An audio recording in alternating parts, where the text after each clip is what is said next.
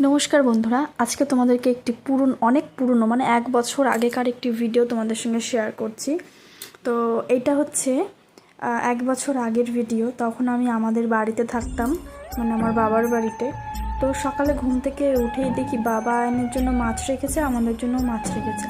তো আমি যে সকালবেলা উঠে রেডি হয়ে নিয়েছি, যাব হচ্ছে আজকে আমার বিএডের 4th সেমিস্টারের এক্সাম ছিল। তো রেডি হয়ে ছেলেকে একটু আদর করছিলাম, যেহেতু ওকে সারাক্ষণ আজকে না দেখে কাটাবো।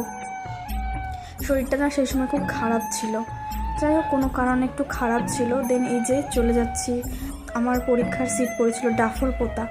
তো আগে কখনো যাইনি, আর এই যে পরীক্ষা সেন্টারে গিয়ে একটু ফ্রেন্ডদের সঙ্গে একটু গল্প করছিলাম। আর ওই যে ওটা হচ্ছে আমাদের এক্সাম সেন্টার। তো ফার্স্ট হাফ পরীক্ষা দিয়ে যে টিফিন খাচ্ছিলাম আর একটু বান্ধবীদের সঙ্গে একটু গল্প করতে করতে, সত্যি ওদেরকে খুব মিস করি, ভীষণ পরিমাণে মিস করি। তো তারপরে যে এক্সাম শেষ হওয়ার পরে আবার গাড়িতে উঠে গেছি। তো আমাকে দেখেই বোঝা যাচ্ছে আমি প্রচণ্ড ক্লান্ত আর শরীরটাও ভীষণ খারাপ। তো সারাদিন এক্সাম দেওয়ার পর তারপর ফাইনালি আমার ছেলেকে কাছে পেলাম। তো ওকে খাইয়ে দাইয়ে মা রেডি করে দিয়েছে, আর এই যে রাতের ডিনার করে শুয়ে পড়েছি।